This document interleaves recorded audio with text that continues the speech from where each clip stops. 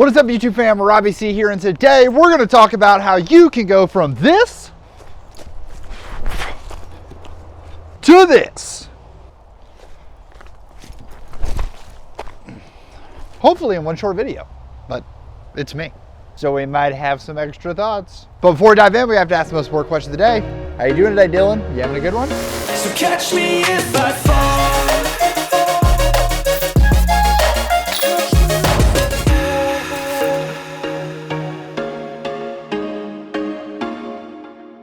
All right, ladies and gentlemen, we have been doing some form reviews and lessons over at foundationdisc.com. In the Get Better tab, you'll have like some preloaded. We have some courses and things that you can sign up for and take. Lots of cool stuff there. But we also have virtual lessons that I offer from the comfort of my home to either the comfort of your home or in a field. Had both types of lessons today. But something I've always appreciated about Josh over at Overthrow, who, when they're doing their stuff, is that oftentimes we'll have a concept that will come up over and over again in lessons.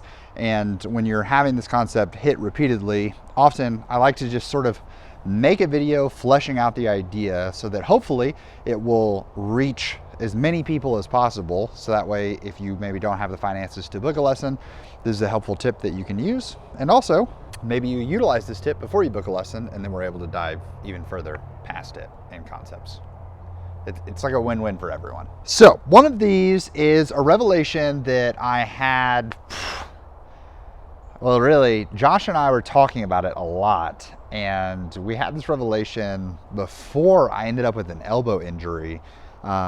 Really impactful, honestly. And I think that it's something that we should definitely revisit, and we'll talk about it on the back side of it though, because I think the main focus of this video, and probably how we package the thumbnail and title, is along the idea of why like sprinting through your throw feels like it probably helps you, but is likely hurting you. So when I'm talking about sprinting through your throw, I think that a lot of people, I'll have students book a lesson, they'll say I'm throwing in the 350 to 380 foot range.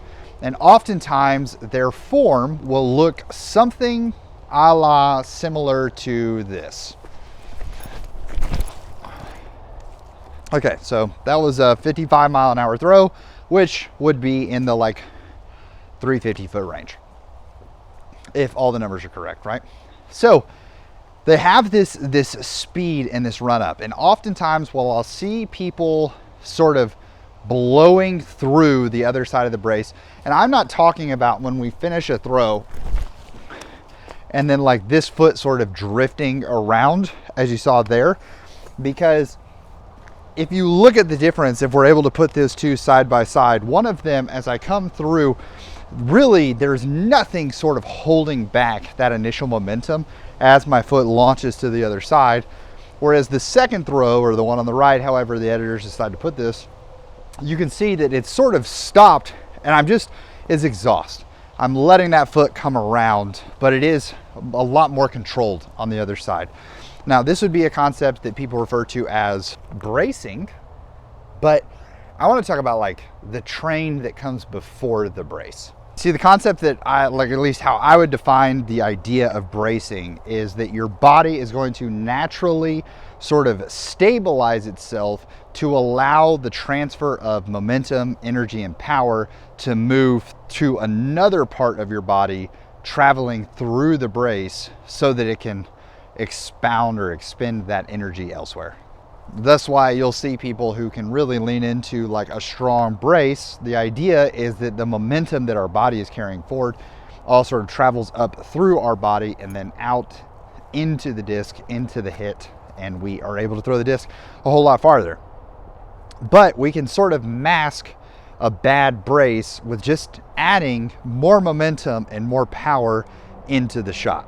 And I think there's two sort of criminal ways that we end up doing that generate power while adding inconsistency, which takes me to an important caveat before we dive further into the video. At the end of the day, this is a hobby for probably 9% of people that actually play disc golf. So you need to do what you want to do in order to make the sport more fun and enjoyable. So if doing these things allows you to throw as far as you want to throw, then I truly, I think that I can't look at you and say that what you're doing is wrong. I do think that I can tell you with complete honesty that it's hindering other aspects and perhaps lowering your potential ceiling when you do them. But at the end of the day, in order to break through that ceiling, is you're going to require form work and effort and some other things that may be more than you're willing to put into the hobby. And that's completely okay. Trust me, as a guy who completely broke his form and like hated the idea of throwing a disc, but I ran a disc golf channel, so I kept having to throw a disc. Sometimes breaking it really doesn't feel worth it. So if that's you, go ahead and skip this video. Head over to Foundation, go watch Imposter, and watch me throw apparently some sketchy shots. But if that's not you, then stick with me. So the two things that I think people are doing that are sort of making it difficult to somewhat brace, but also are masking where their form is at for their potential distance would be moving way too fast on the run up, on the initial go of it all. And B, I think that people are leaving the safety and comfort of the ground for a crow hop and slam throwing. Now, when I say that you could be sort of moving way too fast and sprinting through, I think most often people are going to sort of approach, they think that I'm saying you're doing this. I just kept running, Janae. I just kept running. And while that is extreme, I don't think that that is what most disc golfers are doing. Disc golf is all about positions and getting in the right positions at the right time. When you're able to do this, you're going to see less effort for more distance when you find the right positions at the right time. So what I would deem too fast is going to be different for different people depending, I don't know how to say this. How do I say this as kindly as possible? I think as Broderick would say, are you an athlete? Folks who have a little more natural athleticism are going to have a little more awareness of their body and able to get and move into positions properly. I think about this when working with Dylan Cease about how we were like, all right, cool. So I want you to throw that same backhand, but instead of being here, I want you about 15 degrees, like a little more tilt. And then what did that guy do? He just steps up and throws it exactly how we said to throw it because he's an athlete. I don't have that awareness of my body. I don't have that control of my body. And so my timing is not allowed to be necessarily faster. I have to move a little slower in order to hit that. So for me, an example, not sprinting through, but a moving too fast could simply be that right there. I have accelerated through the throw, but maybe I didn't hit the right positions at the right time, because there needs to be moments, right, where I'm coming through and I'm coiling correctly. My lower body is sort of pivoting backwards, my upper body's there. My lower body goes forward, my upper body coils backwards. But also in this timing, I'm trying to accelerate forward while not losing the space between the elbow to the chest. Trying to make sure that I pivot and I come around, but also I'm like coming and hitting the disc at the right spot and not over rotating and coming through this position too fast. There are a load of factors. I just rattled out like 8 different things that you could be thinking about during your throw. And most often why coaches can struggle is because it's really hard to turn the brain off to think about those 8 things. Now, because that may be going too fast, I would take the opposite approach. Come through. The throw that we threw there was about 57 miles an hour.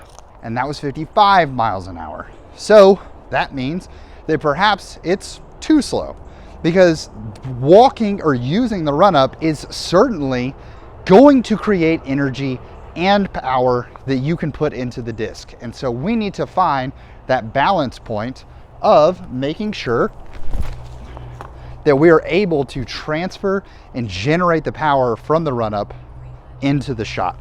And there we went 56 again. So a little bit faster, a little bit better.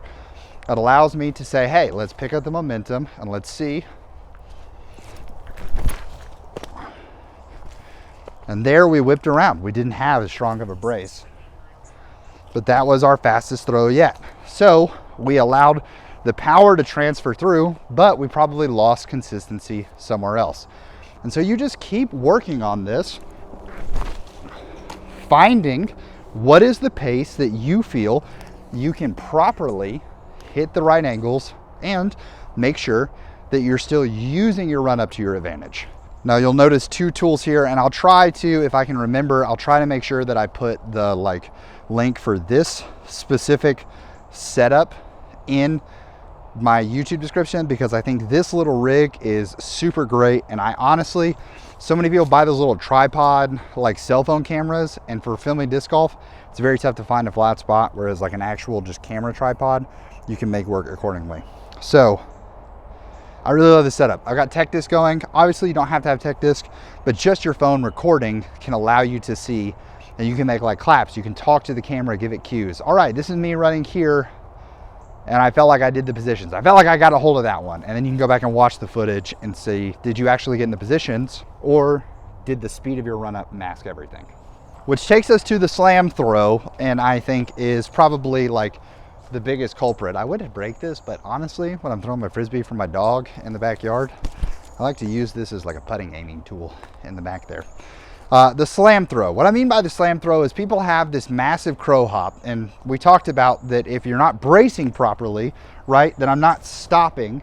So therefore the run up momentum is carrying through rather than being used. Well, that's a lot harder to do when I jump into a spot, because here you can see that I either go backwards or I tumble over the top. And most often I'm not going to tumble over the top. I'm going to hit, and all of that energy is going to shoot up my body into my hand and allow me to throw. The problem is that if you don't have a great upper body setup, then all of that power is being used differently, because when I slam into the shot, my hand can go above my elbow, and now I'm having to do other techniques in order to keep the disc from not being super nose up, because this would make me want to throw it straight into the ground. My thumb's going to go, we don't like that. It's going to auto correct and throw it very nose up. So while I have more power potential, the other metrics are not helping me actually throw the disc far. So for this reason, I like to think about sort of gliding across. I try to teach people to glide across, because there I'm in control. That was nice and slow, so I didn't generate a lot of power from the run up necessarily, because there was not a lot of speed coming in. But you can have pros like Paul Oman who move very methodically through his throw, but it's found the perfect speed for him to get into the positions that he wants to get into. Thank goodness that net was there, because that grip block would have gone straight into my truck. Which takes us to the second thing, because I think we talked about the run up idea enough that hopefully it's getting some wheels turning for you guys. I truly believe one of the biggest metrics that is holding people back from throwing elite distance is grip strength. I know for me personally, grip strength is one of the biggest things that I struggle with. I bet if I had one of those little those things, I have no doubt that if I was doing that at the foundation office, I would be the lowest by far. So why does grip strength matter? At the end of the day, we're trying to let the disc, they say, rip out of your hands. When I am opening my hand during the shot, which is pretty classic to an ultimate Frisbee, when I'm opening my hand, I'm lowering the amount of rotations that can be possible. People, most often where you see this is instead of gripping the disc like a power grip, people will grip it with a fan grip. It's just a lot harder to hold on to the disc instead of having my fingers lock in place and do the thing. It's way easier to pull the disc out of my hand. And I think grip strength is one of those things where so many people, I know myself included, when I really feel like I grip it, I get so afraid of hard grip locks. So I'm not trying to give you the advice that you should always just grip the disc as hard as you possibly can and throw it, because then you could create a very, very real fear of grip locking super far to the right if you don't have your grip strength tied properly. What do I mean by this? Well, not all throws are created equal. This is me throwing a backhand, like a flick of the wrist upshot, trying to maybe take a polecat or something and throw it into the basket. That was 38 miles an hour. This would be if I had like a 200-foot upshot and I didn't want to give like a full run up and I was trying to be nice and controlled. It would be, that was 47 miles an hour. Now, if I was trying to throw a standstill drive for control, then I would sit there and that's going to be a great example. That was only 51 miles an hour. But if you put the third throw and the second throw side by side, you can see that I'm very, very much trying to throw the disc harder in the final shot than I was in the first shot. But there was only a 4 mile an hour difference. Why? Grip strength. It slipped out. I was trying to throw a bigger shot with the same grip strength that I was using basically on that polecat throw-in shot. So by knowing that I want to throw faster and I tighten my grip just a little bit, I'm able to come through and fire the shot off to 59.4 miles an hour on a standstill. 60 miles an hour with the right metrics is 400 feet. Just adjusting the grip strength is the difference between 8 miles an hour, which is usually over 100 feet. I think grip strength matters way more than we're talking about. But once again, there are some nuances to it, right? You have to be willing to adjust your grip strength for the shot that you're trying to throw.